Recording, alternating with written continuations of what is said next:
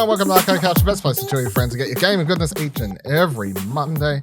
My name's Dylan Black. Joining me on the couch this week, Ashley Hobley. Hey Dylan, excited to be here at the start of Not E3 Part 2. Not E3 Part 2 is full on effect. What are you looking forward to out of this month?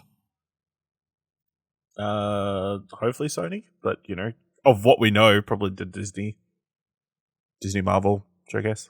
Wrong answer. It's Apple Arcade, more stuff being announced at the Apple event. Kieran, what are you looking forward to? Nobody talks about Apple Arcade. Nobody uses Apple Arcade. Also here, Kieran Marcher, what are you looking forward to out of Not E3 month 2.5678? I'm looking forward to being surprised at my ignorance and my lack of knowledge about what's coming up until the day it comes out. Yeah, that's I too look forward to that because I love that about you.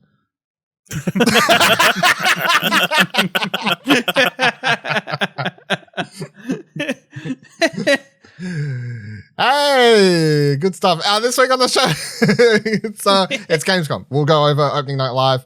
We're not actually there. No one that we know is there. Actually, no, that's a lie. We know people that are there. It's like but Kieran's there. No one that works here is there. So No one from here. No one from here is there, so we have nothing to go over. We're just going to go over opening night live. I mean, I could pull up like people's previews, like and be like, "This sounds great," but let's just talk about opening night live. Otherwise, we'll talk about some shitty fucking publisher and console prices going up because fuck your money, says Sony. But Pokemon wrap up. Following after last week, I just want to go over the Pokemon World, just a part 2 on this because Who won at Pokemon Unite? Yeah, that's right. Well, I want to go. I got this article here from Upcomer.com. They've sort of got all the winners here. I really enjoyed watching Worlds. I had it on pretty much all the time as I could. I watched everything. I watched the finals of everything other than Pokken, because that's the fighting game, so that's the Pokemon fighting game. Although this was the last year that this game is in the tournament. They haven't announced they're doing another Pokken Tournament DX game, but they did announce that Worlds will not have that next year. So, your inaugural, I guess, Pokemon Go champions. So, Germany's Dancing Rob, great username. They went on a 9-set losers run to claim first place in the Pokemon Go Masters Division at the game's very first Pokemon Worlds appearance. After a thrilling 10-game pair of grand final sets, Dancing Rob emerged victorious over South Korea's Godhanda. Meanwhile, M. Edel represented the great username, by the way. M. Edel represented the United Kingdom for a hometown victory, winning the Pokemon Go Seniors Division. M. Edel won the winners bracket after fending off Japan's Alan 716. Out of these two, my favorite to watch was M. Weedle from the Seniors Division. Again, I can't remember the age brackets, but Seniors is like teenagers or whatever, and then Masters is adults and above. But he was quite entertaining. He had like a good EV hat on and all this sort of stuff, and you could tell he was quite happy to win. I thought he was going to lose. Like I was like, my dude's tilted. I like first game made a lot of mistakes. I was like, I don't know what the fuck you just did there. Why you shielded when you shouldn't have shielded? But and you could tell. Sometimes I feel like you can look in people's eyes and you can see like this last round pressure. You can tell. I'm like, I can see in your eyes that you're tilting right now. But yeah, he came back for a win, so that was good to see. Pokemon Unite, North American team.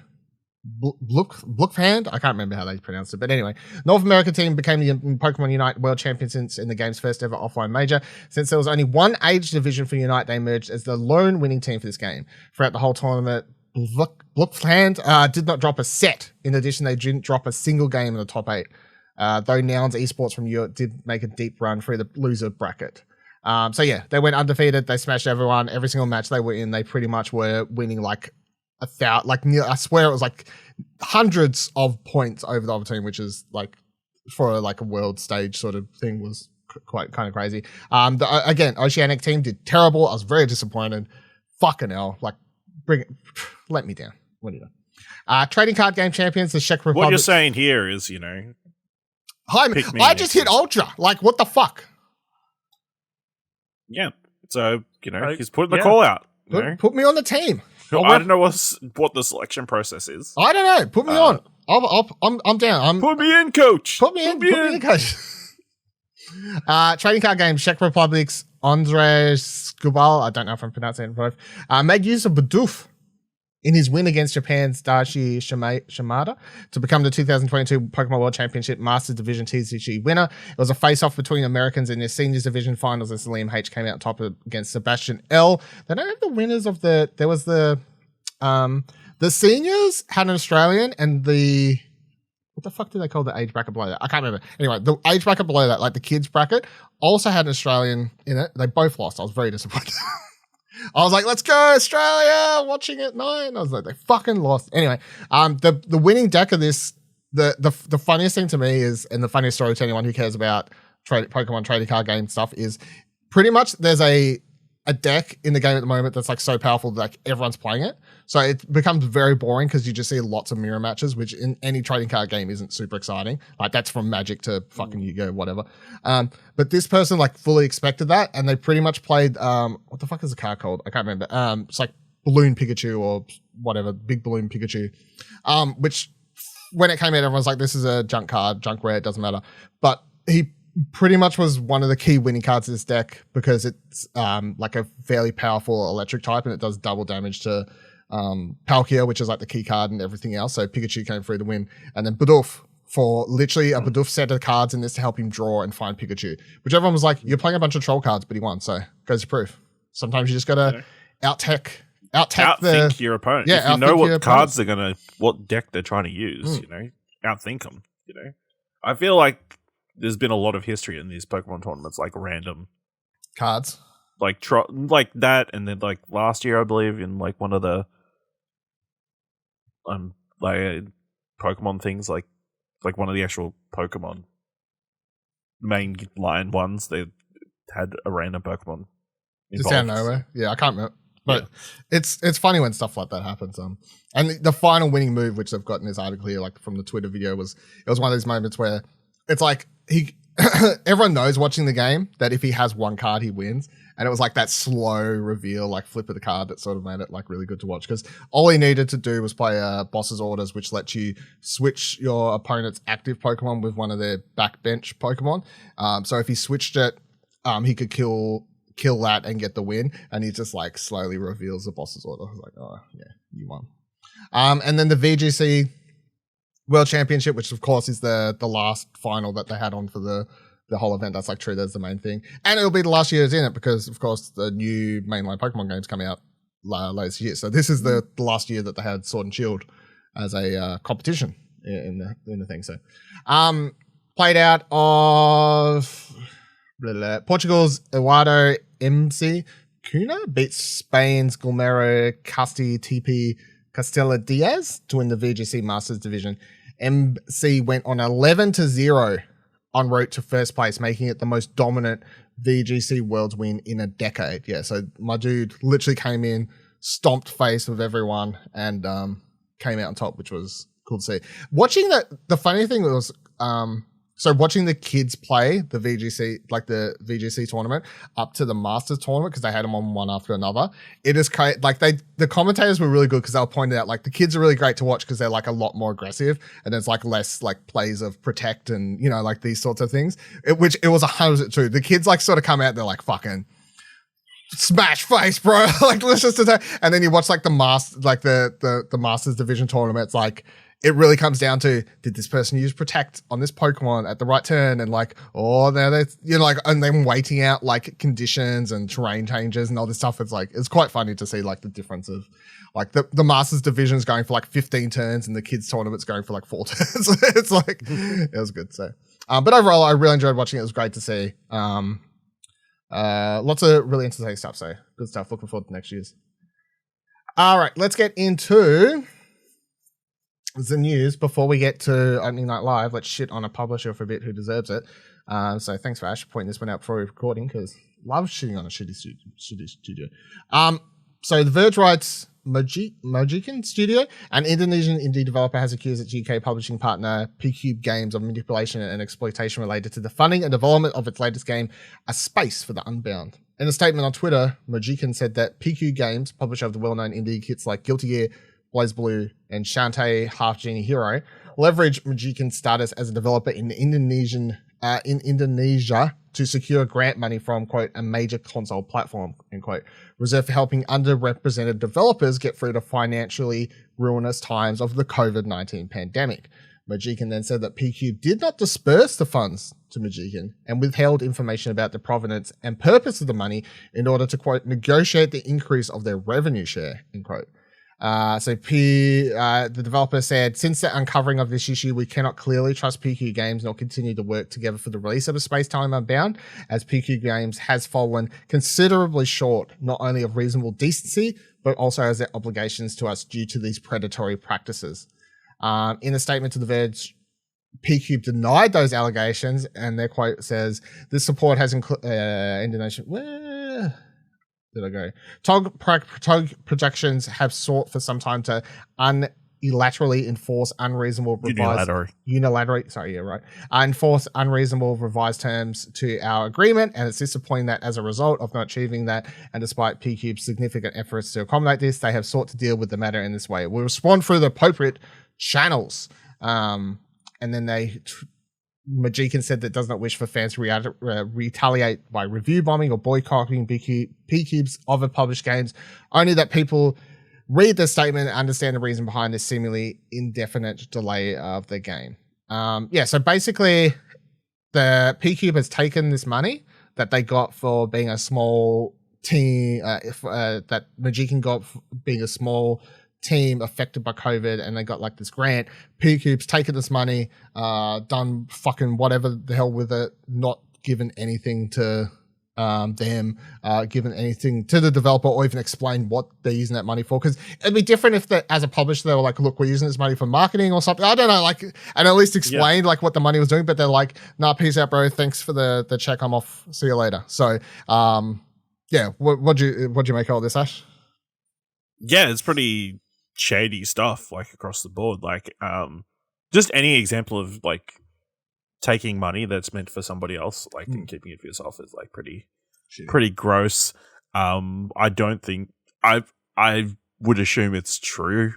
Just it seems very unlikely that they would make a statement like this, like if there wasn't some sort of facts behind it. No, they don't get anything out of it. So no, if it was found to be completely false, they just shot themselves in the foot for no apparent reason, other than, they don't want to be part of the deal. So yeah, I think is probably in PQ's best options just to let them leave their deal, because they're still pushing for, their console release deal or whatever. But just the part where they're like they're saying Pqube withheld the money to negotiate the increase of their revenue share. Like, I just can't imagine being like, hey, we'll give you the money that is yours. If you give us a higher cut. We'll give you an extra $10,000 in marketing if you give us a bigger share of the sales, of literally money that's theirs anyway, because they are the ones who got the funds. Because it's because of them they were eligible. Yes. Yeah. So it's like they applied on their behalf. Yes, because the money's came from Indonesia, right? Or at least like I think it. Yeah, somewhere. I would assume it. Yeah, I'm not sure exactly where the money came from. Anyway, so long story short, fuck Pqube Games. Yeah, I don't know if you got anything to add, Karen, but I think you guys have covered it all. To be honest, it's, this is probably going back to my ignorance on such things. What was you doing? I said it's going back to my ignorance on such things as mentioned earlier when I don't know shit happening. I didn't know about the story until Ash brought it up literally on the same fucking Discord call you've been in prior to recording. I know! I'm just saying I've got nothing more to add. Alright, that's fine. Let's move on to Gamescom. It's happening. People are there. It's a live event. People walking around. They're playing games. In person. It's crazy. Touching each other. Coughing on each other. Breathing on each other. What a world. We're going to do that at PAX. Hopefully there'll actually be more masks. I assume there'll actually be masks because a lot of the pictures I've seen from Gamescom, no masks. I don't think there will be, but I'll be surprised if there's not a mask requirement or a highly suggested we would prefer you to wear masks is what I'm going to say. I know. PAX, let us know. We're Well, you know what their official ruling is currently? A month and a bit? Their ruling says whatever the government says at the time of the event. Yes. And the government's going to say... Which is fair. It'll be masked by choice and preference. Yeah, because currently in Victoria, like there would be no... If it was happening tomorrow, you wouldn't need to wear a mask. But PAX as a group or whatever, like they can put out a statement and say, hey, they're not required... I guess, but I'm sure there will still be signs being up everywhere recommending people to wear masks. Yes. I mean, yeah, it'll be interesting. Because TwitchCon hasn't happened yet, right? No, TwitchCon Amsterdam happened. There was no mask. But TwitchCon they changed it. San Diego TwitchCon. I think that's where it happens. There is a thing come out where I think you have to be vaccinated. Okay. Yeah, they've changed that one, so you have to be vaccinated. You didn't have to be vaccinated for Amsterdam. Yep. And I think I'm pretty sure they asked to record masks, Yeah, they're either requiring masks or recommended. Yeah, there was a bit of backlash to that, of course. Yeah. I think it'll just be a strong recommendation to wear masks. I'm assuming it'll be a strong recommendation. Yeah, I think if anything, like going to the footy, it'll be the same. Yeah, it's not. It's a little bit more in depth. There's more people interacting and walking around with each other, but it'll just be that. Yeah. All right. So other than everyone at Gamescom spreading COVID, there was also a thing called Opening Night Live, hosted by Jeff Keighley, and that was in front of a crowd, and it was cool to see him in front of a crowd again for the first time in a million years. And I could tell he sort of was enjoying that. I feel like you could see that on his face from the outset, actually having people instead of just. There was people at Games Awards, right? Oh, there was a handful, but there wasn't the proper crowd they had here. This was a proper crowd. Okay. It was a 2-hour event. We'll run down everything and stop on the stuff we care about as per usual in a second. But Ash, watch the whole thing. What'd you make of it? Yeah, I watched it in like segments long. You know, I mean it's fine. You know, it's a good solid showcase. Lots of games that we probably didn't know about, but nothing like major. I don't think there's no like massive headline or like, oh my god, I can't believe that was there kind of moments. So, okay. Kieran, what were your overall thoughts? I think it felt like the first half an hour was really good and really kind of tightly packed with lots of interesting stuff. And then it turned into a lot of filler stuff for me personally.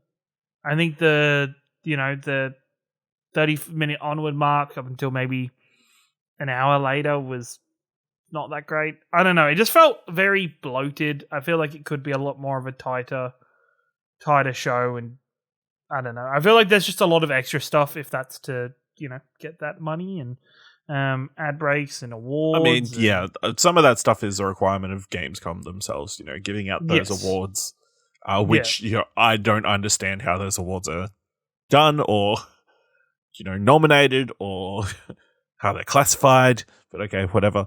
And then, their massive spiel about Gamescom forestry or whatever it was, green. I don't know. I gotta say, I appreciated a lot. They had a lot of, they talked about fully green event. They talked about what the fuck else did they talk about? A few other things. They talked about Ukraine. Could have been an email. They talked about. It could have been a press release.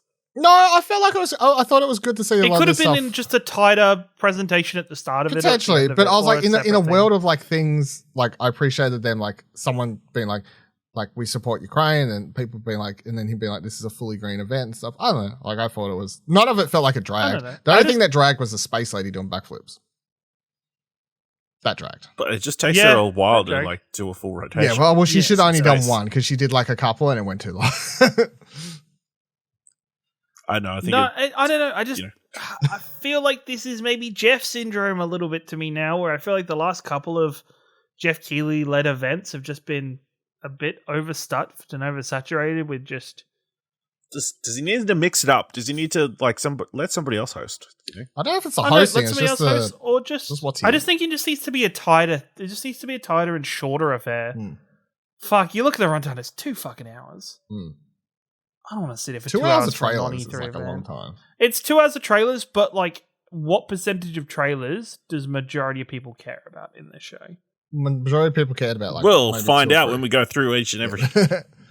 Because I will guarantee, right, there will be a bunch of trailers when we're talking about this now, as there is with most shows, where we'll just semi-skip over stuff. Yeah. Because it wasn't important or it wasn't that good. But there's always going to be some of those. You can never have an entire show of... Even if it was 90 minutes, I guarantee some of those would still be like, eh. I just think for the opening night live, it should just be a lot more punchier. It should just be a lot more exciting and hype and just... I feel like, to me, this is... Games, as much as Gamescom wants to be like, and it is massive, obviously, like, as you can see in videos and stuff, and like the attendance and stuff, like it is like this massive event. However, as far as like opening night live as a presentation and an event sort of thing, I would say it's not as big as the Game Awards, and it's still not as big as the hype around that June E3 period. Even if E3 isn't happening, that period people still expect and get hyped around like showcases and presentations. So I put this in like 3rd place. So this feels like a 3rd place show. You know what I mean? Like for what I feel like it should have in 3rd place, I was like, yeah, this feels like a 3rd place show. It's what I expect from Gamescom, pretty much. Don't be content with being a 3rd place show. Reach for something more. Be better. You know what I put in 4th place? Tokyo Game Show. Whoever does, like, PlayStation used to do stuff there. I don't know who the fuck does anything now, but we'll see. Tokyo Game Show. All right, let's run through stuff. So they open with Everywhere. So this is a new game from Lensley Benzies, the former president of Rockstar North. Apparently this was announced before. I fucking don't remember. Anyway, it looks like NFT the game, but apparently it's not using NFTs. That was clarified later. But yeah, but it also looks like I have no idea. So it looks like it's a game, it's a world, it's a fucking everything. I'm like, I don't know. Apparently there's no NFTs, but they've hired a bunch of people with specific blockchain experience for their team. I don't know how quote unquote vague, or how, I don't know. This for me approached the same way I approach Facebook's metaverse. This is trying to be some Ready Player One shit, and I'm highly pessimistic about the intentions behind it and everything that's going to be. This falls in the same boat as Star Citizen does for me, with the promises being laid and the scale of the game. It's like there's no way this comes out in any near time. It shouldn't be at a show right now. It's this trailer done nothing for me. So, and the idea it's doesn't really do much for me either. So it just looked like, hey, there's Fortnite. Yeah. There's Rocket League. Yeah. Oh, there's this bit at the section that looks like we've just randomly spliced in a separate game. It's just, It kind of feels like grown-up Roblox, right? A little bit. Yeah. It's like, here's all this stuff you can do, you know? Do it. Everywhere. Do it everywhere. We then had June, Awakening World. Dune. June, like the month? Yeah, June. Mm-hmm. Good month. And then we had July. August. And then August. And then September's just coming up, yeah. And then we're in October. That's crazy, man, yeah. Dune. Awakening World is a open world survival MMO from Funcom. It was a trailer with no gameplay. That's going to be a running theme for this show. I mean, cool, I guess, maybe. I don't know. It depends. Like, it's hard to say. Based off this trailer with no gameplay and nothing else, I would say, yeah, maybe. Maybe that could be successful. I mean, Dune was a popular movie. It's a popular franchise anyway prior to the movie. But it's a niche, but yeah. Once again, this screamed the same vibes as the Conan game that came out. Yeah, it's the same people, so. Is it the exact same people? Yeah. Oh, it's going to suck. It's not going to do well. Wow. That's just, it's going to be the same thing again. It's going to be a big thing on Twitch. PC gamers are going to buy it lots. It's going to do man on consoles. Nobody's going to care about it. It's going to have a schlong slider. Yeah. No, in this one, you're going to be able to decide the length of the sandworms. Ooh, sandworm slong. Sandworm slider. See, personally, I think this game would be better than Death Stranding because in this game, in Death Stranding, you can take pisses, but in this game, you're going to be able to drink your own sweat. So, like, that was a very, you know what? Your analogies tonight, not it. have just been not it. Your connections and your anecdotes, just not it, champ. Didn't quite cut the cucumber. Yeah. Didn't cut the cucumber, apparently, which was just said like that was a common phrase that everybody's heard at once in their life. But here's my thing. And then we're talking about something that's neither on Arca Couch between the cushions. Like, this is from something before even recording that. So you can't even listen to something, find this joke. But look, all I'm saying is if you say something enough and it works, that's how phrases are like invented, right? So if I say, like a finely cut cucumber and you just went, it's a phrase, right? Okay. No, but the thing, I didn't do that. I pulled a face and went, the fuck, who says that? And then you tried to talk about it like it was just a common phrase. Haven't you heard somebody say that before, mate? Yeah. Like me, I say it all the time. No. Yeah. I haven't. You Put say it all the time. Oh, shit. Done. PlayStation DualSense Edge was announced. It's a PlayStation Pro controller, basically. Long rumored. We've heard about this for several months at this point. Talked about the idea of it. Platinum Explosion, of course, several times. It's cool. I'm going to buy one. Done. Sweet. Thank you very much. We can finally play Apex again. Finally, because I'll have a fucking back button. Oh my god! I sent Buddy a message, like, tagging him in the chat, and I was like, because I knew he'd be asleep, but I was like, all you need. I think I just wrote all you need to know, as in like all you need to know from Gamescom when he woke up was the back button's back. Like that's all. It's like all you need to know. Callisto Protocol showed up. Very short clip that was showing, fighting this enemy. This game very much looks like Dead Space, which people keep saying like it's a bad thing. But to me, I'm like, this game looks like Dead Space. Sweet. But yeah, so you've got like a monster, you shoot its head off, it like spawns tentacles. If you don't kill it fast enough, it'll like respawn its head. Fucking piece of shit. But then the best part of this was the cool part at the end where old mate's sliding down a trash chute or whatever the hell we're in, sewage thing. And then he gets sliced in half. Typical Dead Space-ish type gory death. This is Dead Space meets Uncharted / Mario 64. Yeah. I don't know where the Mario part was, but that's fine. I'll let it go. Good. Mario 64 has a lot of sliding in it. Oh, that's a good point. Yeah, no, you're right. Yeah, great. Yeah. Has some, you slice that one really well. Especially there is, you see that anecdote and that one fits right in. Yeah, there you go. Right? Kieran, what do you reckon? Are you excited for Callisto? I'm excited for this. Yeah. I'm actually really funny. It's funny that this was this was very clearly just a demo about how many ways you can kill something or different thing. I thought the gun that was like pulling stuff in and making him throw stuff looked really fucking cool and really interesting. There's a variety of different ways. It's very funny trying to see whoever's playing this demo trying to set things up, and you can see at moments he wasn't attacking things, or they were specifically like maybe a bit clunkily setting things up. Yeah. In my mind, I'm just watching why don't you just like shoot everyone into the thing in the middle of the room? Yeah, 100%. I was like, dude, you've done that once. Yeah, just do it again. Do it to all the enemies. Done. Just keep doing it. Yeah. But it'd be cool if he kept doing it, and then that thing just gets clogged up with all the bodies and blood, and it stops, and you can't use it anymore. Well, that would be cool. Now that would be really interesting. But I had to laugh when it just kind of hard cuts at the end. It's just like, job's done. Cuts to the cutscene and keeps going on. Like, fuck it. Okay, sure. But no, it looks really solid. Looks fun.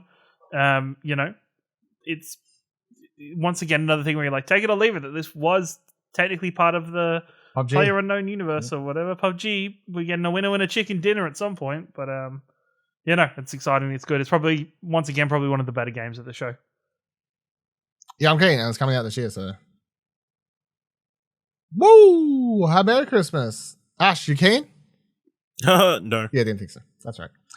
Then we got the Lords of the Fallen, which I don't know. I haven't actually bothered Googling because I don't really care. But I assumed was either a sequel or a reboot of Lords of the Fallen, and they've done the thing where they're like, well, let's just put "the" in front of it. Like Fast and Furious 4 is the Fast and Furious. I didn't know if maybe the first game was called Lord of the Fallen. Nope, Lords of the Fallen. And they've just pluralized it. Nope. Lords. Okay. Which came out, I don't know, like 6-7 years ago. And they're like, yep, here's another one. The Lords. Kind of cool trailer, ruined by the music, is my opinion on this trailer. Oh, really? It was like, the trend of making your trailer look really cool by using a cover of a different song continues to work. Did you like it? Continues to look cool.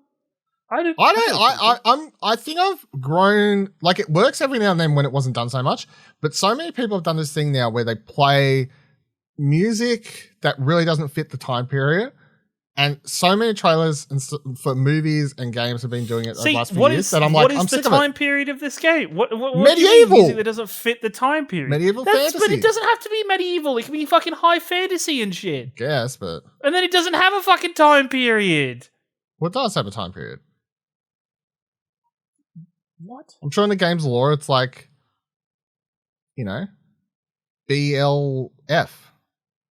Before Lords of Fallen. Because it's the Lords of Fallen timeline. I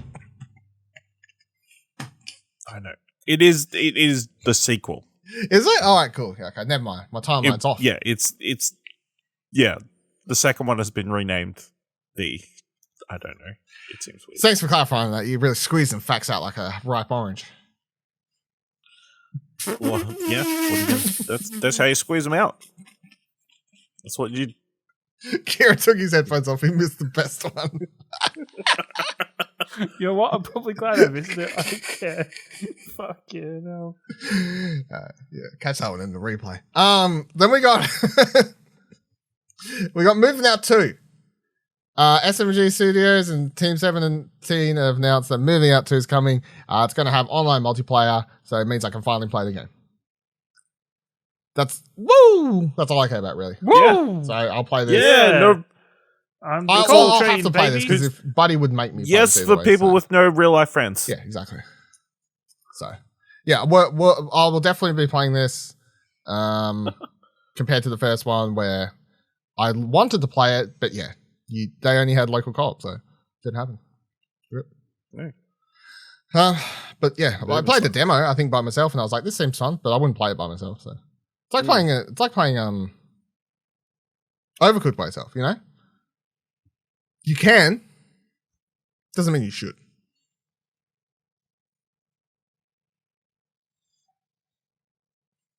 Much like fucking that chicken. And then we got Hogwarts Legacy. Which put out a collector's edition that's fucked, and everyone pre-ordered it.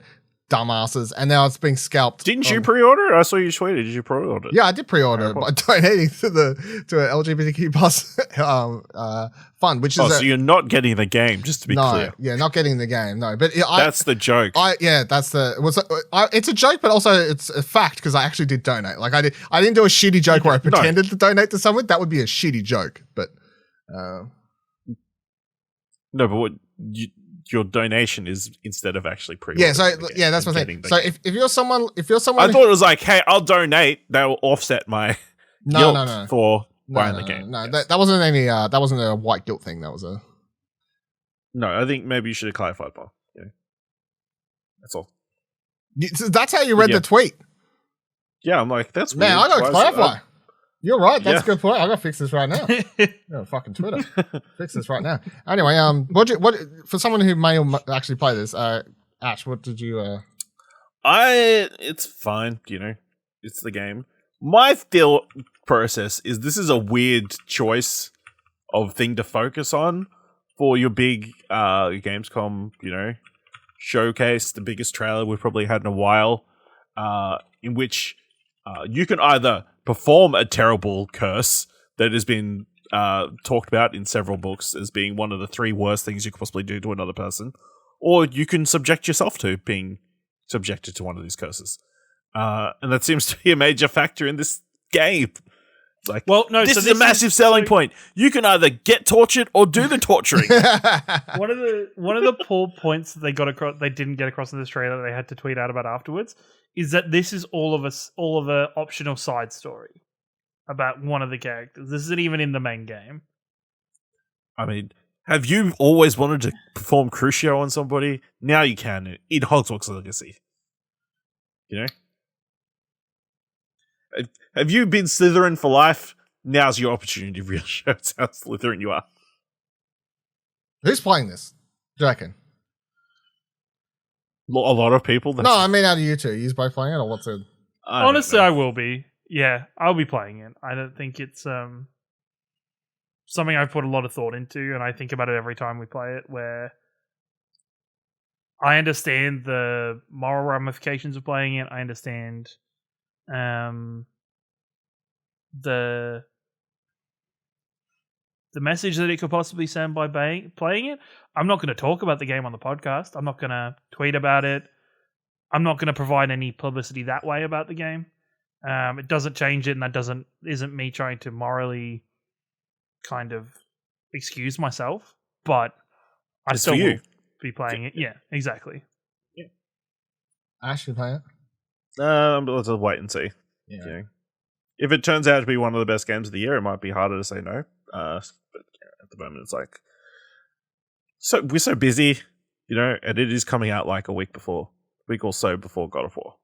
So God of War ain't coming out, so it is definitely coming out. Or I guess I'll just have to settle for Sonic Frontier. I guess it's a good run. in the crazy world where somehow this game gets played. Because Sonic is the game for that trans everybody rights, is so moving out of the way of. Sonic is for trans rights. So. Yeah, I don't know. It's a weird one. Again, every time this game comes up, it just it's. I don't think anybody's doing a great job of I don't know. I don't want to say anything too bad. Yeah. I'm upset. My thoughts haven't changed to the point. Like, if anyone's suddenly listening to this podcast for the first time, if you're like, I don't understand why people get angry, I'm like, well, okay. Like, my thoughts, just quickly sum up, is this: trans people have the right to be angry if they want to be angry. That's their total right.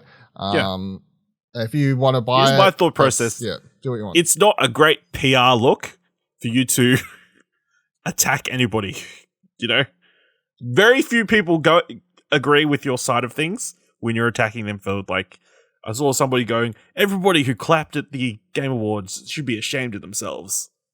Well, at Gamescom, It's like, okay, that's pretty harsh. There was a lot of weird, at the start of the show where Jeff was like, who's excited for Hogwarts Legacy? And a lot of people like, I was like, I mean, that was the one that got the lightest pop, so. Yeah, I was like, okay, interesting.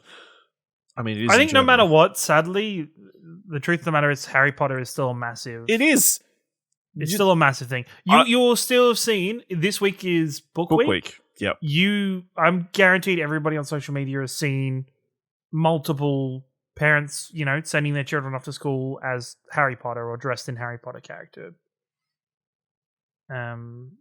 costumes and stuff like that. Like, it's still massive, and it's bigger than the creator. Yeah, I think it doesn't devaluate the way people feel about the creator and everything, and it doesn't change anything.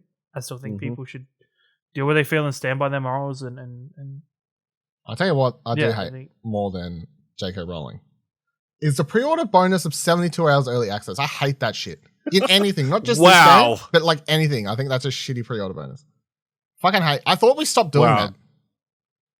Wow. Well, no, because isn't the problem is... I'm just saying, 72-hour bonuses, transphobes. No, you're right, actually. You know what I hate? Not I was going to say, saying that you hate that more. There's nothing I hate more than trans turfs. But you know what I hate? What's pretty close? What's pretty close? Yeah, right, is, What's pretty close? 72-hour pre-order bonuses.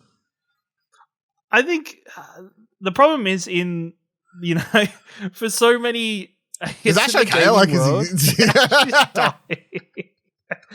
Ash is thinking, if that was me that said that, I'd be redoing this whole segment and re-recording it and just editing it. I don't fucking record it. That's the thing. If someone wants to take something I said, if someone wants to just cut off and fucking upload the internet, fucking go for your god. But that's this. I don't. This is the thing. Cancel culture. It's not it was a fucking slip of the word. Why is your stream of consciousness? Yeah, I'm not fucking worried about a stream of consciousness. I know I know what I'm fucking saying. People listen to the show and know where I fucking stand in the sand. Those were true feelings. Yeah, they were my real things. Yeah. 72-hour pre-order bonuses though. Yeah, continue. I just think sadly it is a KPI, a key performance indicator of interest. Video game releases is still pre-orders. Yeah. Unfortunately, people, and developers and people think they have to do whatever they can to make people pre-order the game and get people to pre-order the game. Yeah. I don't see it as a massive issue. I hate. don't I don't have a Like, problem with. what I don't is- have what a is the problem big with problem with collector's it? Why do you editions. I hate don't it? have a problem with incentives to make people pre-order games. I'm down for good collector's editions and all that sort of stuff. If people want to pre-order a game, I think that 72 hours early access as an incentive is a shitty way to draw people's money in. The thing is, it's not an incentive because these people are going to buy the game anyway. Maybe It just means that they're going to pay the game. They're going to buy. like, no- they might not have bought the collector's edition. Is it just the collector's edition that's the 72 hours, or is it pre-order Yep. bonus in general? No, it's a collector's edition. Oh, It is a okay, that's collector's fucked then. edition, Okay, but- I will retract that I don't statement. know. Like, what if there's a special advanced screening of something? Is that different to a 72-hour pre-order? I think Yes. these people, nobody. It doesn't I cost don't think- more. Okay, It would. Sorry. All Yeah, right. Let me if it's compare a- this. Let me compare this to me paying that $60 to get into the Overwatch 2 beta early. That's fine. It is. Well, you got It more is. with that, right? What's the difference? And you get like a whole season. You get more pass other and, stuff. like, You do get money like and season whatever. passes and stuff with it, but you get other stuff with this as well. I guess. I mean, I don't like either, but I would still say that this I just don't like. I would still rank less. I think I'll say it just upsets me. Like, we used to see so much of this, and I hated it. Like around the PS3 era, like there was so many. I mean, it's think it still was. very much a thing, I believe, feel like especially in I like don't see it that the much. sports world, the sports games world. I feel like that's a thing that happens with FIFA every year. Oh, that's to get the fucking EA. Ultimate Edition. Yeah. Fucking EA or pre-order NBA 2K. No, Yeah, maybe I not think so that's much very 2K. normal. Yeah. And it was a very normal thing when everybody like it was EA. I guess EA Play, like having that subscription service, Yep. you got advanced access to the Yep. game, and I still think that's normal. Not normal, but I still think it's a common Motherfuckers practice playing the game before the nowadays. review embargo's up for a lot of EA games. I mean, really, it's dumb because you're what you're really doing is bug testing for them. Yeah, No, that's not 'Cause the good game at all. hasn't That's officially not- come out. No, that's not good.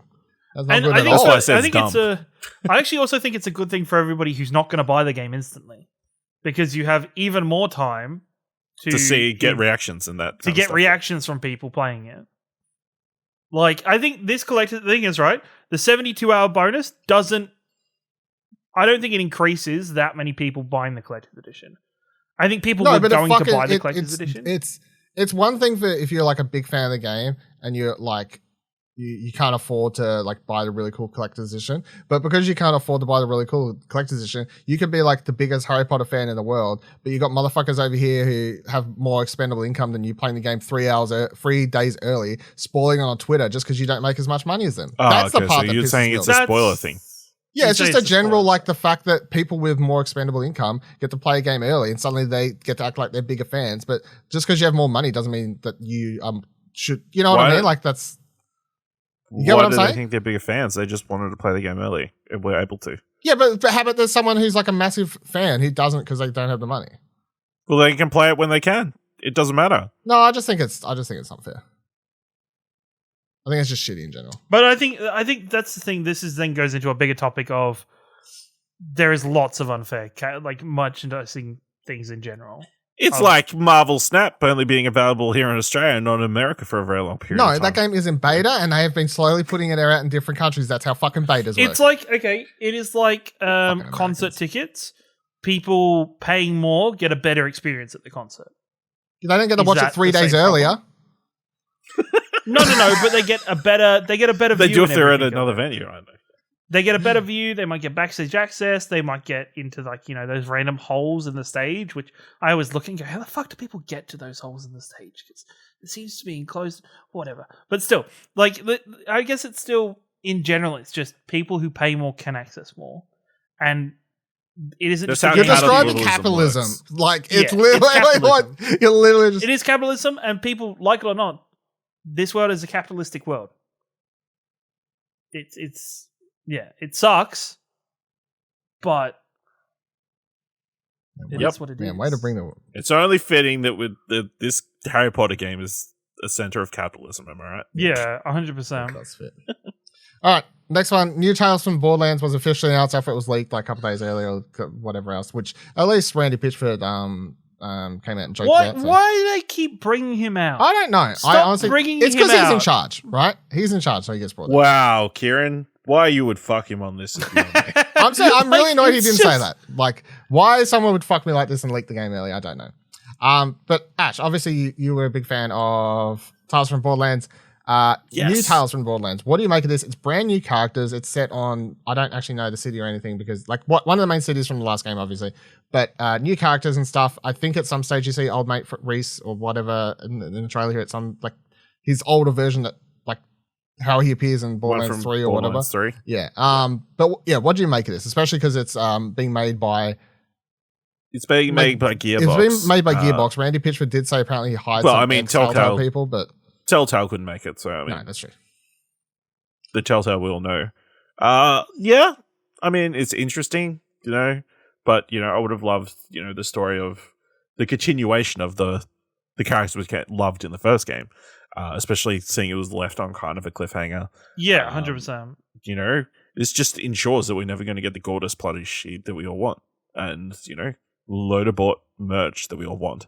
I'm intrigued, to see what they do, and because it's an interesting world and a different format of storytelling to what Gearbox is usually doing. They look like interesting enough characters. There were some laughs in there and that kind of stuff. So I'm willing to give it a try, but my expectations are not. This is a sequel to Tales of the Borderlands. This is going to be of that level. No.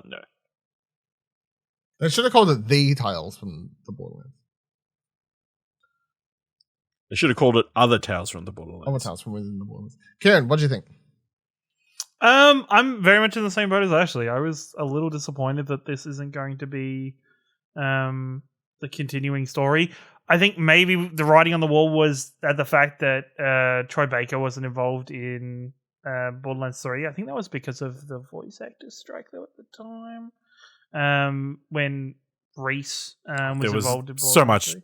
Back and forth about whose fault that was. So I mean, who knows? So I think that kind of lends itself to it not being, even though I do think Reese is in the trailer. Reese is in the trailer in his office or whatever at some stage.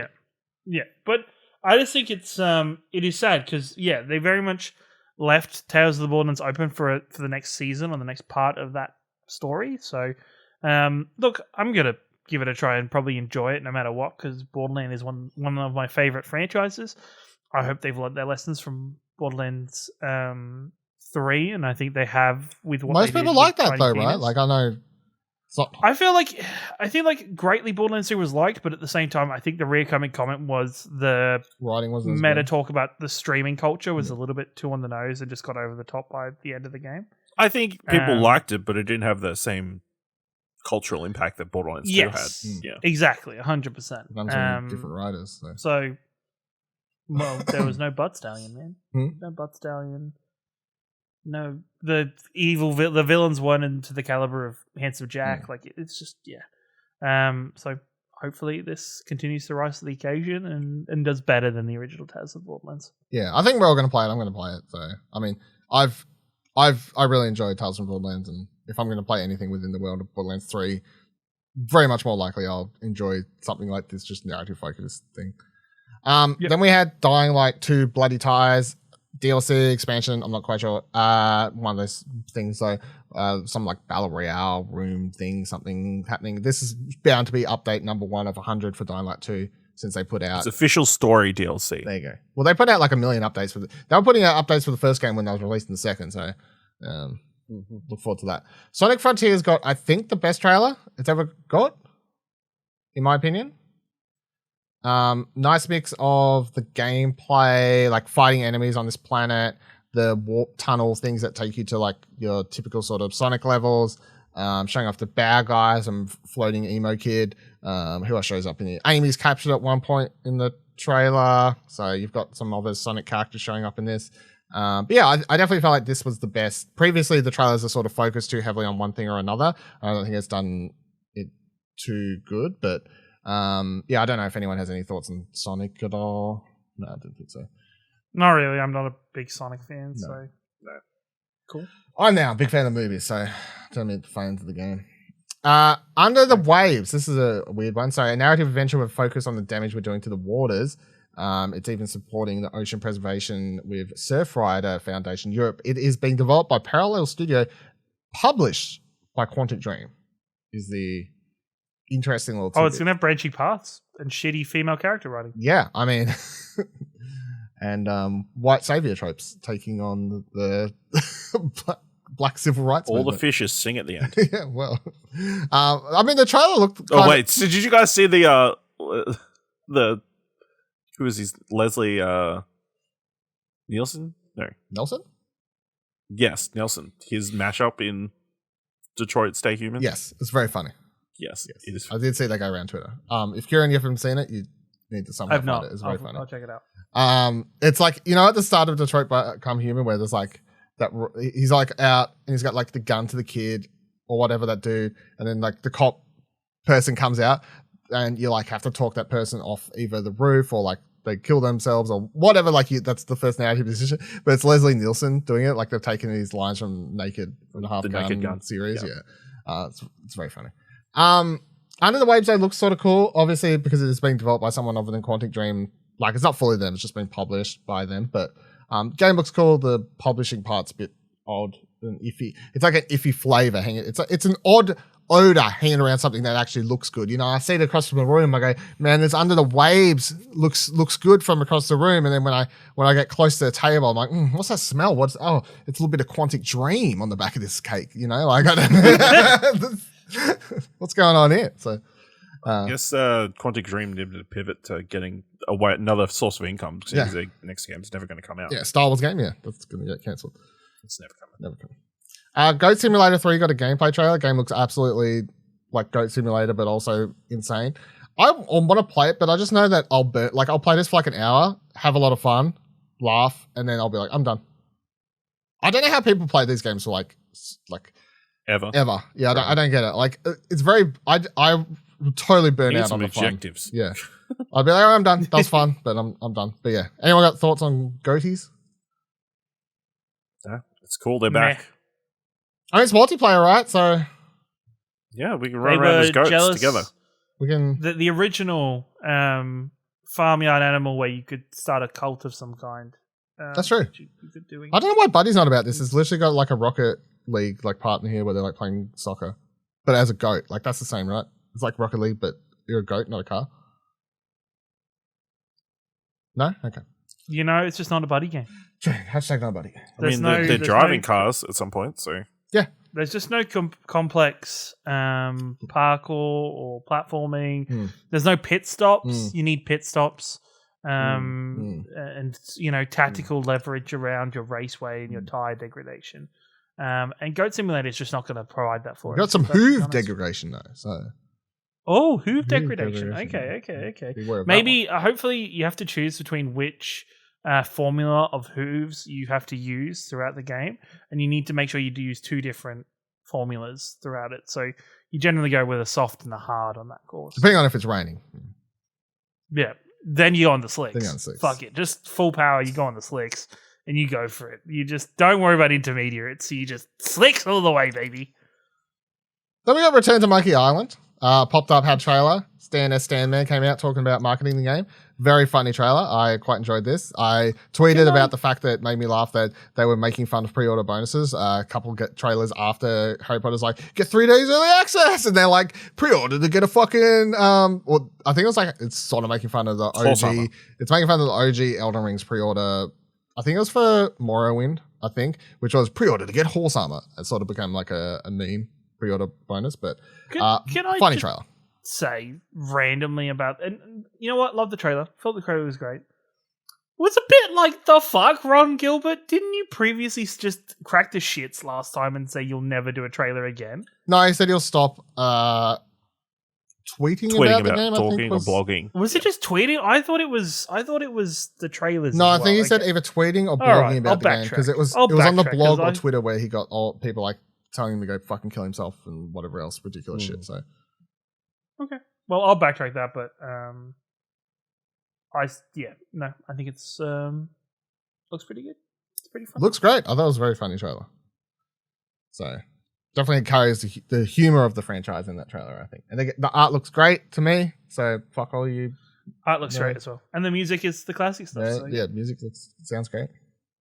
Moonbreaker was the next game. Unknown Worlds Moonbreaker is a digital miniatures game. So it is a turn-based tactical game in which you have a part in the game where you can actually paint the miniatures, which is, they described it on stage as Hearthstone meets XCOM, which I was like, you know, yeah, I mean, sure. that's a pitch. I thought this looked really cool. I think this was one of the best things at Opening Night Live, because not only was as a concept, I'm like, tactical turn-based strategy game, cool, I'm down. That sounds great. Lots of cool looking characters and whatever else. And then they're like, yeah, but we're just like sort of treating it like it's an actual board game and you got miniature pieces and you can paint and stuff like that. I'm like, I love the idea of painting miniatures. I'm terrible at it in real life. This is going to solve that problem potentially. Fuck yeah. Like, I'm down. So yeah, this was one of my favorite things. Ash, what do you think? Yeah, it's such a weird mashup of things. Like, obviously the miniatures, the tactical role playing, the world designed or built by Brendan Sanderson. Yeah, Brendan Sanderson. I forgot to mention that. Yeah, who's a massive author who helped finish The Wheel of Time, I believe. Yeah. Yeah, it's kind of a weird mix of things. So yeah, I think this looks interesting. Hopefully scratch that turn-based itch.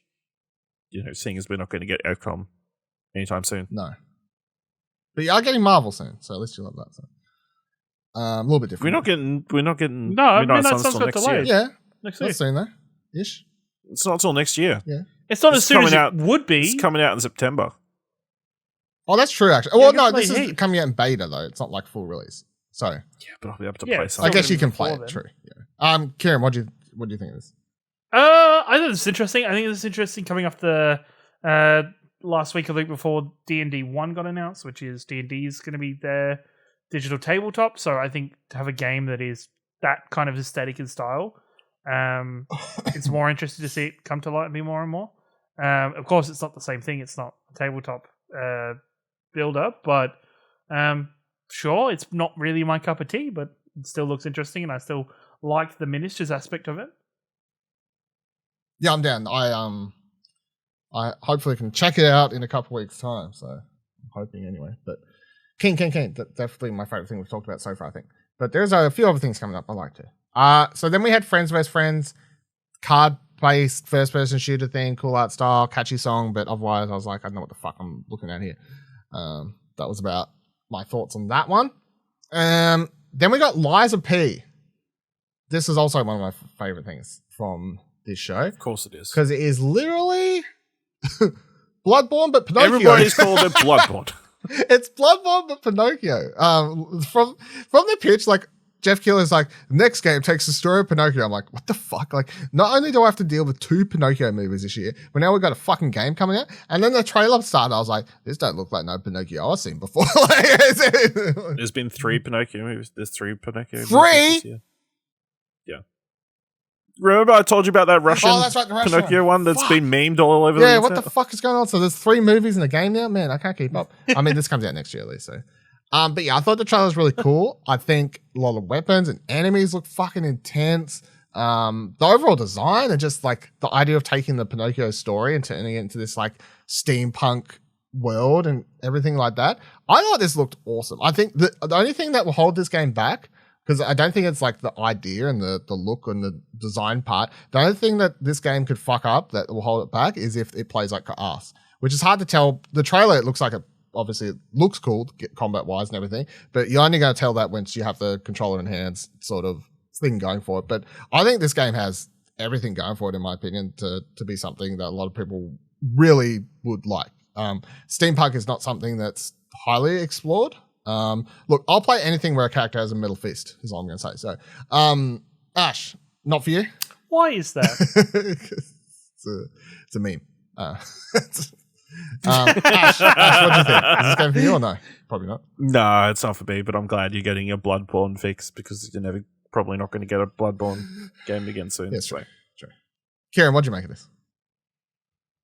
Yeah, it looked interesting. I like the strangeness of it. The that steampunk / still kind of gothic design to it still looks really fun. So I'd be down to try and look into it.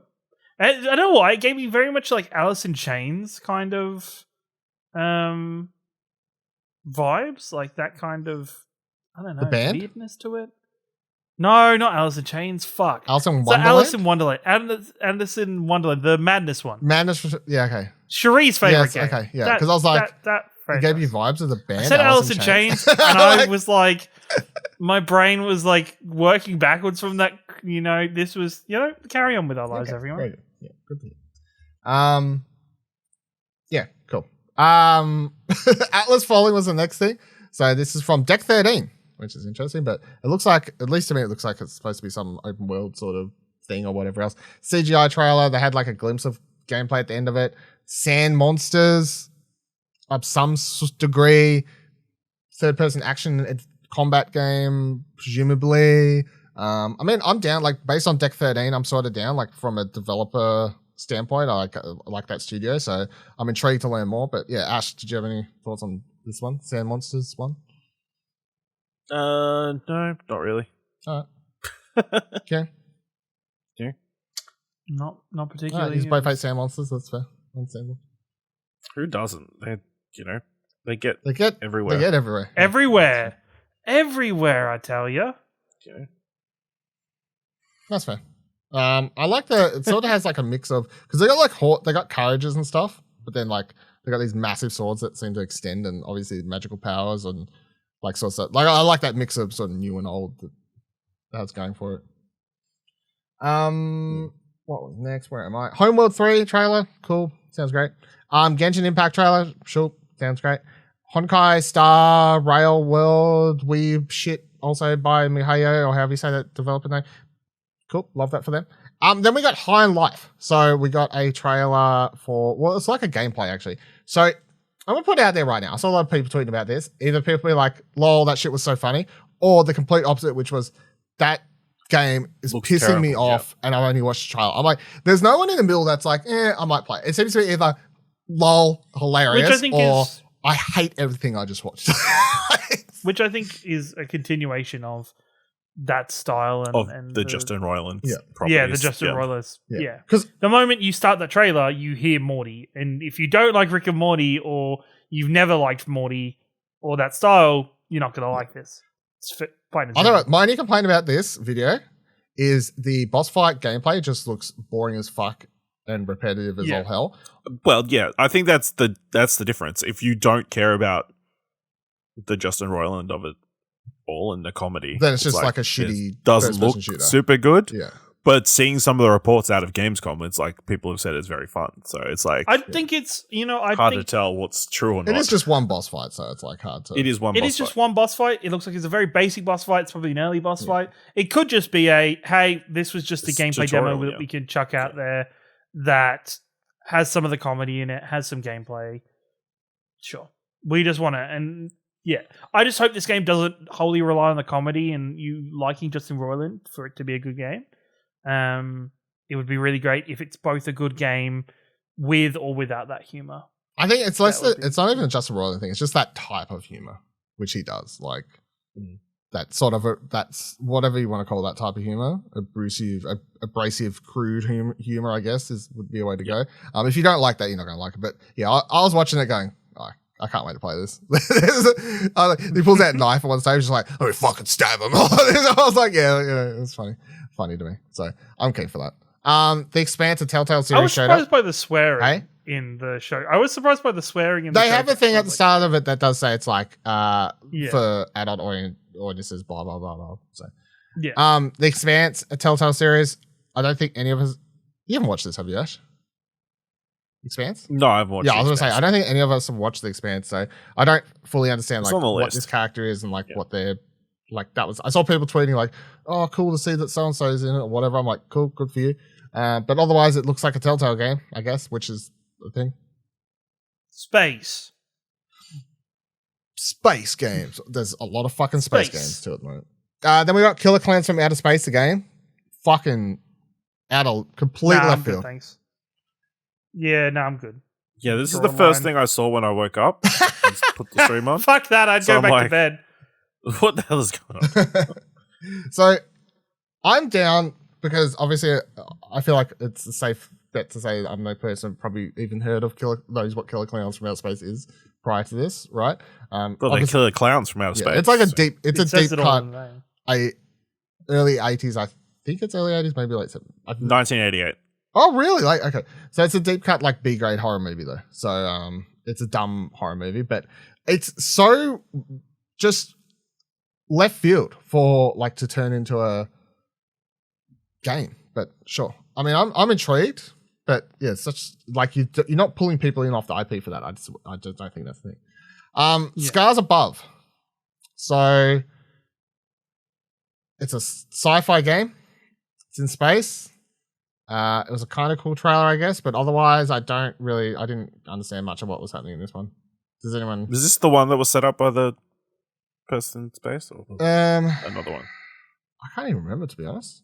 I can't remember what the like setup was for that but I mean, the trailer, like, it's a cool trailer. I just don't feel like it shows monsters and whatever else, and like it looks. The trailer actually was reminding me of Returnal a bit, like vibes, Returnal-ish vibes, but. Yeah, I was like, okay, cool, like another space game, no like trailer, like gameplay or anything. Like, I was like, cool story. Didn't stick with me. Then we got a teaser trailer for a new game from Something Wicked Games, and by teaser trailer I mean it's a teaser. It showed fucking nothing. So, I guess that this is a hey, get excited because remember this name. Down the line. Remember this in like 4 years, 5 years when they actually put out the game.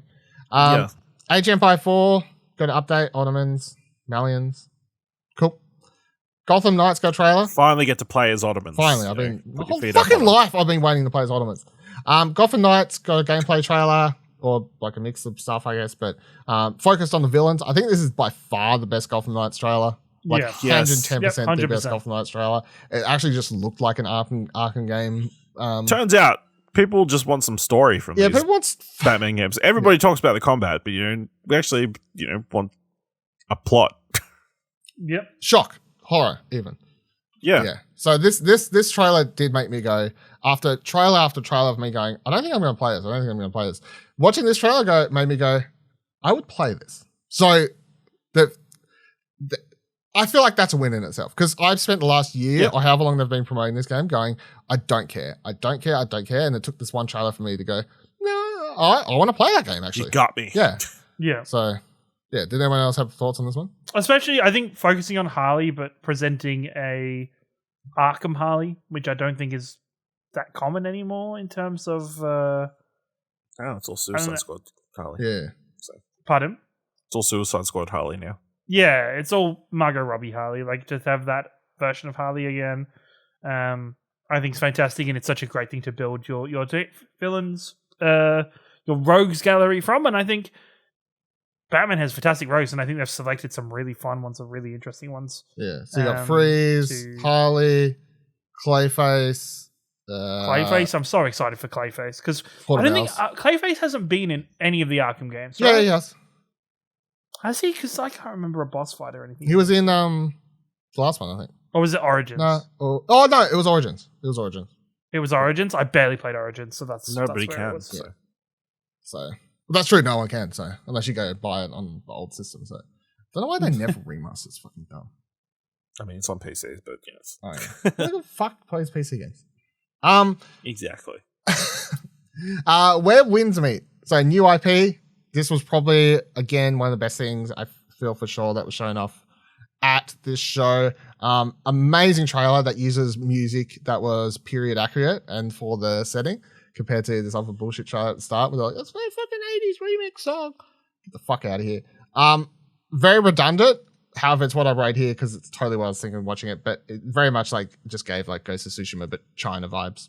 Not as, because I saw IGN at some stage tweet, the Chinese samurai game. I'm like, that's not at all what it is. But like, it's just like the whole like time period plus open world look action game, stealth elements, whatever else. Like there was one shot of them riding a horse along a flowing grassy field. yeah. That looks very Ghost of Tsushima. Yeah, but you're not a was samurai, that so looks- I don't think that's the fucking thing. It looks like a Crouching Tiger, Hidden Dragon 3. Yes, 100%. Yeah, especially that 100% boat what I part got at the from the start where they're trailer. like running across it and all that sort of stuff.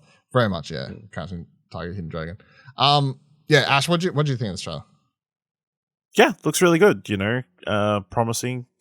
Definitely. I mean, it feels like could be a little bit like a Mushu, potentially. I hope not. Yeah, so I guess it looks interesting. It's got an interesting style and setting, so definitely want to keep it on my radar. Yeah, I think the part that got me was the towards the end of the trailer when you have that like the imagery of just some of the enemies and then that like the dude sitting on the statue or whatever at the end and stuff. Yeah. Kieran, what do you think of it? I'm very excited for it. It looks very interesting. I think this was the trailer that made me wake up again while I was watching this because I think I switched off for the 20-30 minutes before this bit. So this trailer was very interesting to watch, and I think it's got a very cool world and in a way of that hidden tiger flying dragon. Which fucking did I just say that the wrong way around? I fucking did, didn't I? Fuck. Just very much of that style, which I don't think we don't get very much of in video games. So I'm excited for. Yeah. Where wins it? Hideo Kojima came out, announced he's doing a podcast. I said, fuck off, that's our gig. Go back to making games, mate. Yeah, what are you doing today? Stick to making games. You at least could have put it on the fucking Explosion Network. Stick to your lane, mate. Stick to your fucking lane. How has somebody not done a podcast called Brain Structure at this point? I don't know. It's a good point. Maybe there is one. I don't know. Smart, you people doing health and like wellness podcasts, you messed up. Yeah. You should have used this already. His first episode is going to be talking about his favorite band, Muse. Yeah, maybe. Yeah, I like how they're doing a podcast that's like there'll be an English translated one and then there'll be a Japanese one as well. Yep. So that's kind of cool. So really, the English one is just going to be someone reading his stuff. I was going to say the English one's not going to be Kojima. Yeah, it's just going to be somebody else talking, which is fine. You know what they should do? That's fine. They should get different voice actors and different like celebrities to voice Kojima in different episodes. They should just have one. Like they should hire like a dedicated Kojima. So they should just hire Nolan North or Troy Baker. They should hire the guy who voices his fucking character in Metal Gear Solid 5 The Phantom Pain when you go rescue him at the start of that game. Yeah, who voices him in that? There you go. That's who plays Hideo Kojima. Well, I was just going to say, hire Simu Liu or something. All that, yeah, sure. Park Beyond got a trailer. I don't feel like we've seen this since last time. It was at like Game Awards last year or something, maybe. At Gamescom last year. Or was it Game? I was about to say. I feel like it's been ages. Anyway, it's the park like theme park simulator thing, but like crazy one. Like you're building like crazy shit in this theme park. So I think the last time we talked about, we all agreed that it looked sort of cool, maybe, but we'll have to see more. And we haven't seen more. This trailer is very much similar to the last one we saw. So I was like, cool story. Then they had a car, Mini. Yep. They announced a Pokemon car. This felt like fucking filler. I'm sorry. This felt like more fucking filler from Jeff. You see, the Jeff, or there was a sponsorship going on here. This was fucking. It's 100% a sponsorship by fucking Mini. I know who the sponsorship was by, you fucks. But yeah, I was just like, this is a waste of time. I want the car though. This went for way too long. I don't want to. I'm sitting there watching this going, what the fuck is this taking up so much time? Just like send me the car and get this over with. Like just send me the car. I would drive around in that. I like the fact it's an electric car. They're like, it's an electric car, and that's why Pikachu's powering the car. You get it? Oh, I've heard people say it looks like a Bulbasaur. I mean, it kind of does. I guess that's true. Green. But yeah, that was insane. Yeah. That was a weird thing to have thrown in here. But anyway, Door for Romantic, cute little tile-based simulation game or something, was randomly thrown in here. I was like, that's cool. Looks cute. I'd like to potentially maybe play this. I don't know. Very short trailer. I think I've heard of this one before.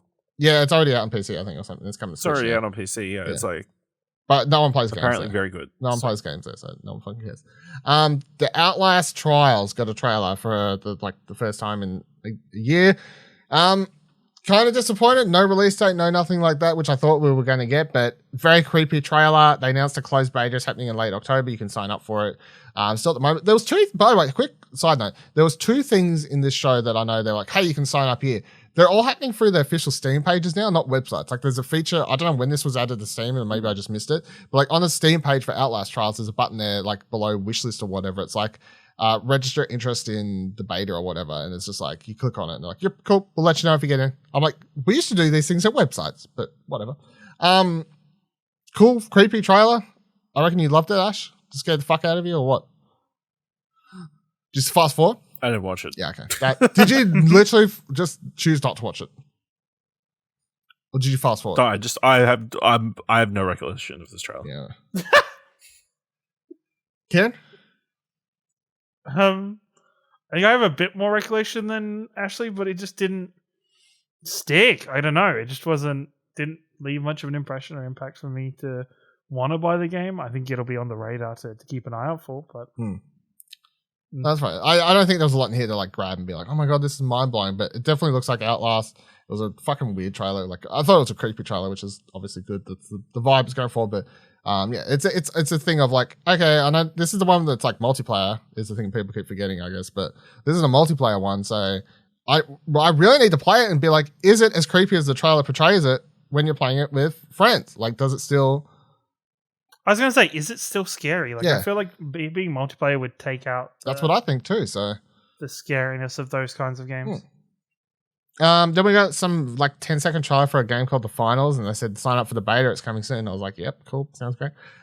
Then Dead Island 2 closed out the show. It did leak prior the night before, but let's all pretend that didn't happen. Fucking Amazon or somewhere, I think. But You know what's impressive? Them getting fucking Lenny Kravitz to play throughout this trailer and voice the main character for this trailer. not sure if it was Lenny Kravitz, but sure did look like a young Lenny Kravitz. So Dead Island 2 got a very cool CGI like cinematic trailer. Obviously the first Dead Island's like one of the most synonymous popular video game trailers. Like when people say great video game trailers, the first one's probably one of the go-tos for a lot of people. This is very different to that, but that's fine. I still think it was a very cool trailer. But I think the best thing was after all this, I'm like, okay, is that all we're going to get? They're like, hey, you want to see some gameplay? I'm like, yeah. I was waiting for they're like, well, look, we're doing a fucking stream on September 14th or, like some random bullshit. They're like, no, we got gameplay here today. I'm like, all right, yous win. Yous did well to actually have that going for it. So, Kieran, did you play the first Dead Island? What do you think about this? I did play the first Dead Island. First Dead Island was a very strange experience. I don't think it's ever, it's very interesting for it being a zombie game that had such an emphasis and focus on melee weapons. It's very much a style that you either love or hate. But I enjoyed it. Bless me. It was, yeah, I think this game looks like it has a lot more personality maybe than the first one. So hopefully it continues a positive swing and a positive trend for release, and it has a good release. I think it's going into a world where Dying Light exists, and I think even though the writing for Dying Light wasn't great, I think gameplay for Dying Light's so much fun that it has to capitalize on the story itself and the writing of the game, I think, the most out of it, as well as its gameplay.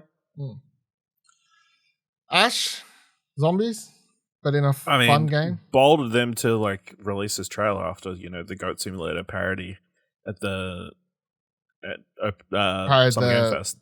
Yeah. Then everybody thought was going to be Dead Island 2. Yeah. Also bold to call your game Dead Island 2 and then set it in LA, which is part of a massive continent on Island. Yeah. Well, no, but technically isn't a big continent just a big island? No. Why not? It's too big to be an island. Where does it stop being an island and start being a continent? I think any of the other continents except Australia. Because they're connected to other parts, Let us know in the comments below. Is North America a island? No, it's not. Oh my god. Anyway, yeah. I thought this looked sort of cool. I mean, not mind blowing, but I know there's a lot of people that have been looking forward to this, or they say they've been looking forward to it, and we're going to find out if they actually buy it and play it and all that sort of stuff.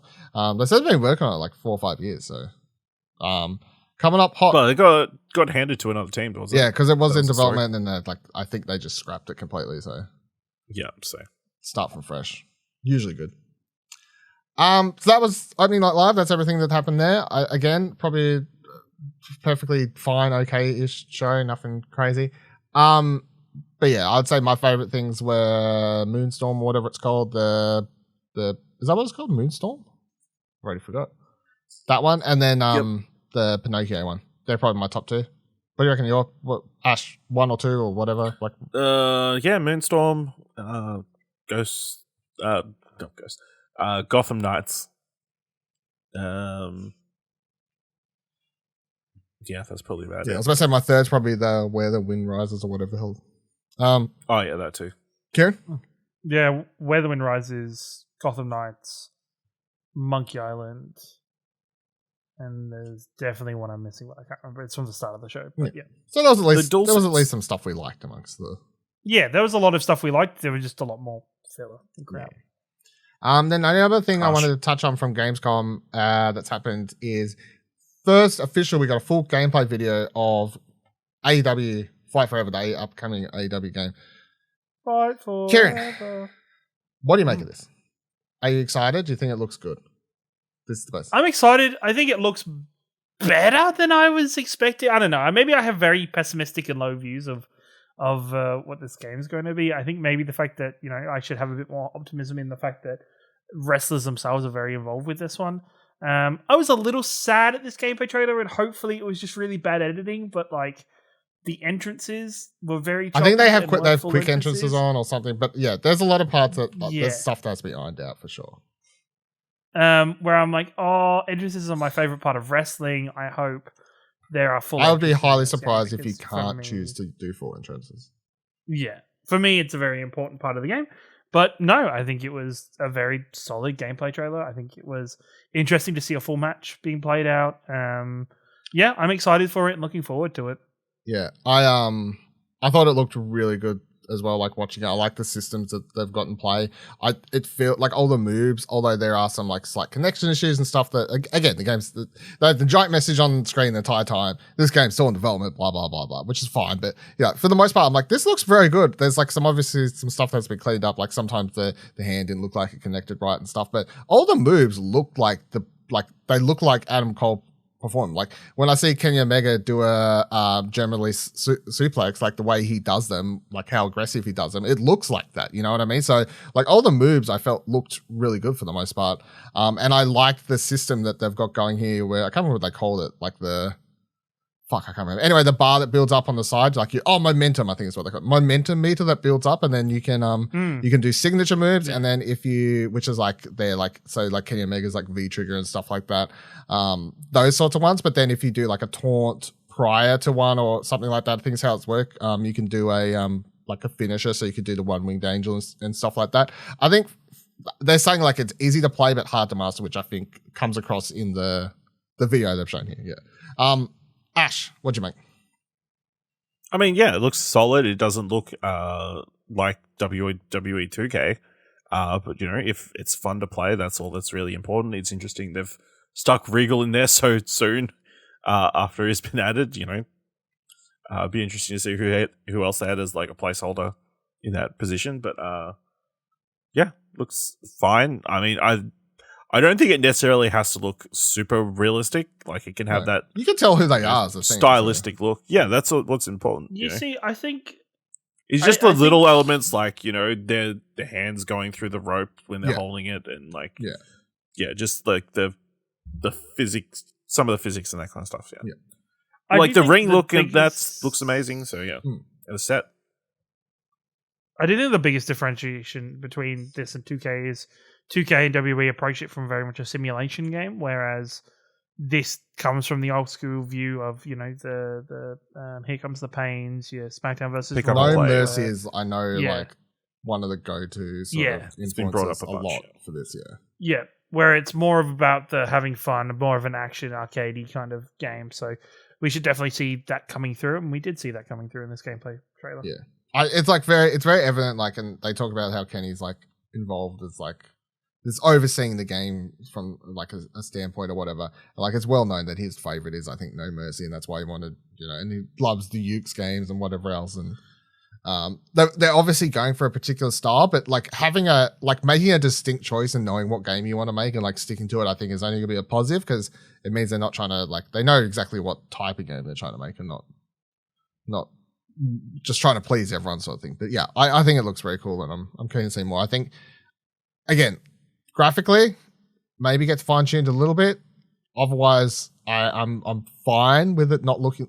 I've said this every time we've brought it up. I'm fine with it not being the best looking game, as long as it plays really well. And judging off this, like, they're getting close. Like, a lot of moves look great. It's just like, the hands clip through the ropes, and like these small details. The game's still in development, small details. It's fine. Yep. So, just need time to heal, like CM Punk's foot. So got, and then the last thing to talk about this week, console prices. So, no, wait, can I just chuck something in? Yeah. So there was a future game show at Gamescom as well. I only just caught up on some of it. There was like, obviously, like case of the last case of Benedict Fox was shown there. Little to the Left got a release date. There was like the big ones, I think, were that Neil Blomkamp game Off the Grid. Yeah, but they announced those NFTs. So. They showed off Layers of Fear and stuff and System Shock. The game that caught my eye is a little game called Snackoon, is in which you play as a raccoon. No. Oh. So this is a game, it's set in a post-apocalyptic world in where, well, it's not really a post-apocalyptic world, but it's a world in which there are no snack foods in which your raccoon can get. So, the raccoon has to like sneak around and try and get snack food. So if you're coming off the high of Stray and need some other animal game to look forward to, it's this one. Stealth raccoon game. It's a Sly Cooper prequel. Maybe. Yeah, I didn't want to. I couldn't be going for the whole future game show thing for time's sake. So but it's fine. Yeah, my biggest disappointment is that Neil Blomkamp game. NFT, fuck. Oh no. So big old disappointment on that one. Right, yeah. So prices. Let's get everyone's thoughts on this, because this has been a hot discussion point all around the world, but obviously definitely here in Australia where it's affecting us. But so PlayStation came out and said that the console prices are going up $50. They're going up. So they're going up pretty much everywhere other than the US, which is saying something. So, but Microsoft has also confirmed to CNET, as writes Press Start, that they wouldn't be following suit and making a change to their pricing currently in place for the Xbox Series X model, saying, "We are constantly evaluating our business to offer our fans great gaming options. Our Xbox Series S suggested retail price remains at $49.99 Australian and $749 Australian. So they're not making any changes there. And this is also, I'll add, after last month or the month before, whenever it was, Nintendo's earnings call, where someone asked about increases to Nintendo Switch prices, and Nintendo said, we will not be raising the price of the Nintendo Switch. So everyone has chose not to. But Sony has put the price up by $50. Kieran. Ash just like, fuck, I wanted to go first. I was like, I bet it's like literally picking between. Listen, the early adopters special time has come to an end. It's literally picking between Angel and Devil. So I was like, yeah. Kieran, what are your thoughts on all this? No, I think it's an interesting decision to make. Obviously, their new Game Pass enemy is not big enough to support their console base, so they need to increase that $50. I don't know. I'm really interested. I'd be interested to know the financials behind it and that behind the decision and the analytics behind the decision. It's interesting considering PlayStations are so hard to come by still to this day, and such a big problem with scalpers and everything. $50 doesn't stop a scalper. If anything, it's going to make scalping worse because scalpers are going to. The joke everyone's been making is like, the scalpers put the price up now as well? Like, what's the. Yeah, exactly. 100%. Like, I feel like they do now because they're like, yeah, $50 is it's such a minimal. I'd be interested to know exactly why. Like, maybe they were selling the original PlayStation 5. The quote they gave in the blog post where they announced it said, high global inflation rates, as well as adverse currency trends impacting consumers and creating pressure on many industries. That is their reason. I think that's a flimsy. I feel like that's a flimsy PR. I don't know. It is what it is. I don't think it's as big a deal, probably because, I have a console and many of us do have PlayStations already, so it's not as big of a problem, but it's just an interesting choice. And I feel like with them changing to the PlayStation Plus model, and just everything around that, you think there'd be more space for them to not have to make this price change and make sure they follow, stay close with Xbox and with the Nintendo Switch in one way or another. All right, Ash. I mean, yeah, obviously we know everything is going up at the moment. Inflation is pretty bad. So, I mean, it makes sense that this would go up as well. I think the reason it's going up and the Xbox is not going up is because they're still actually making more PS5s because people actually want them. Whereas that's the bullshit. Xboxes No, are still the ones that that's made like 3 years ago. That's some bullshit. No. You can walk into any shop and buy an Xbox. No, Chief. Impossible to buy a PS5. Nah, come on, Chief. That's some fucking Microsoft saying we're burning all this money on Game Pass. Let's just throw money in the hole. What difference does it make? That's some bullshit right there. You are huffing you're huffing a big old Sony fart right there, Chip. I don't know. Yeah. I think Xbox is obviously more willing to take the loss. That's just Xbox's model, Their model is, let's get many people in Game Pass as humanly possible, whereas Sony is definitely, let's sell as many consoles as humanly possible. And if the consoles need to be making some sort of profit for that model to work. I think that is, for me personally, I think that looks worrying for the PS Plus change. I think it has nothing to do with it. No, but shouldn't they be, you should think after the PS Plus change, they should be able to pivot into more of what Xbox is doing with their sales. Why? Well, they're giving more value for money. Wouldn't you see the success that Xbox is having with Game Pass and go, let's follow suit and let's kind of support our console sales through. But if it's costing you more money to make the console than it was when you started making them, it just costs more money now. It's simple facts, So why not raise the price for people who haven't been able to get one yet? I understand it. Yeah, I don't think the demand goes down.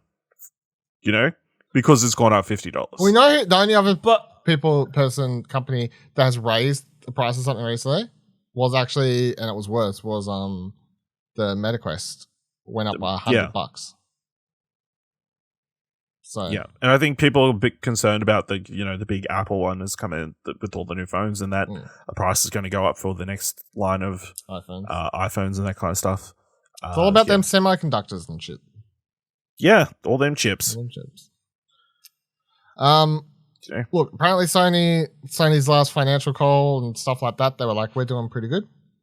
So the fact they then come out and say we're doing good, so we're going to be pretty surprised that narrative is never going to do well. It's not going to look great, but as a business, I think their reasoning is not bullshit. However, I still think it's bullshit.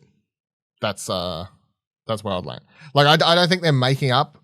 I definitely can see no, I don't think they're making it's a known fact that there are these shortages and they are affecting the production costs and whatever else of lots of things around the world. So I don't think it is bullshit. However, I think in a world where a lot of people are already struggling to fucking buy anything and people have potentially been saving their pennies and just hoping they can even find a fucking PS5 to buy one. The fact that they're now I can't even find one, let alone the money I'd put aside to try and get one isn't even enough now. That sucks. So yeah. I mean, but in the time it's taking you to find one, you know, the interest from your savings account, where the thing is, you probably have the extra. I ain't no $50. interest in a piggy bank, you know? That you are not sorry. You're not getting $50 worth of interest, Ashley Hobley. It's about unless 6 you're cents. fucking spending Yeah, it's about 6 cents. over the year, you know, that's taken. over a year. 12 You do not get $50 worth of interest in a year. In a bonus saver account, you put some extra money in there every week, saving up for some extra games and that kind of stuff when you first get it. But yeah. Ashley, you are shameless I'm no financial expert. You're shameless in your defense of Sony sometimes, my friend. You are fucking white knighting to the cause for this company. Fucking capitalistic shill. Yeah, I'm looking, you know, like Dylan said, nobody can get one, so what difference does it make what the price is? That's the thing, right? What's the difference with the price then? If you're not getting them out there, just fucking leave the price. I think so. A lot of the major cost is like getting to the front of the line for these chips. That's probably where the cost is most coming from, I assume. Just tank the fucking cost. If you're going to sell them that quickly. It's long term, baby. We're playing the long game. It's not we're playing the long game. We're. This is some parasocial Andy bullshit going on here. You know, me and the boys back at Sony HQ, we played the long con in this one, This is how this podcast works. You're pro Xbox, I'm pro PlayStation. And Dylan is the reasonable person in between. We've done 100 and something episodes. There's 100 and so many episodes of this. Haven't you worked it out yet? Oh my god. Actually, let me tell you my character. Here's your backstory. Did you know? Pull off the mask like Nathan Fielder. Yeah. You know, break the illusion. I own 2 PS5, so like it's sort of a fucking like the fact that Looking like a bargain now. yeah, Isn't it? literally. So it's crazy. But yeah, like the fact that some motherfucker could have been like, oh man, I've got the money, finally saved. Next ones that get available, I'm down. I've got my 700 whatever $50 set aside, $749. I'm set. It's ready. And then they raise it and they're like, fuck. Like I know it's very easy for like. I feel like most of us, an extra $50 if we was going to get one is like, if for me, I'd be in a place like, for extra $50 is fine. I'm still going to get it. But for a lot of people, if they were saving, $50 can be a lot of money for some people. And I know it's a whole thing of then you get into the whole thing of like, oh, you don't actually need it, blah, blah, blah. I think if someone managed to save $749 across the last couple of months to buy themselves a PS5, then good job. Like that's a great job. And the fact that Sony just fucked them potentially of being able to afford something sucks. Like that's my long short of it. So I'm sure it will go down eventually. No shot. They do not lower that price. That price stays there until they do like bargain deals. I think that stays there until the PS6 now. That is or it stays there until they put out the PS5 Slim and then they lower the price. Yeah. I'm just like, I guess the only silver lining is I'll say $50 is better than $100, which is what the Quest got. So I can't. Let's put it this way: I don't think they'll raise it again. You're really like, you're like, let me give you the best case scenario I can give you. Yeah, I don't think they'll raise it again. All right, that'll do it for this week's episode of what the fuck is this video? Oh, snack on, you put it in, right? I was like, what the fuck? Yeah. What is this thing? I didn't have the notes open when you posted. Let me look at this real quickly. Let me tell you if this looks cute. Oh my god. Oh no, I saw this, right. I was like, yeah. No, I'd play that. I'm down for that. Yep, cool. Thank you for joining us this week on PlayStation Shield Couch. Let us know any comments, questions, concerns, or how you vote with your wallet by tweeting at us or joining the Discord, explosionetwork.com/Discord, explosionetwork.com/Twitter, where you can tweet at Ash if you feel necessary. And if you like this episode and would like to give us $1, head on over to explosionetwork.com/support, where you can help keep the show's website and all the mics on. Same time, same couch next week. Goodbye.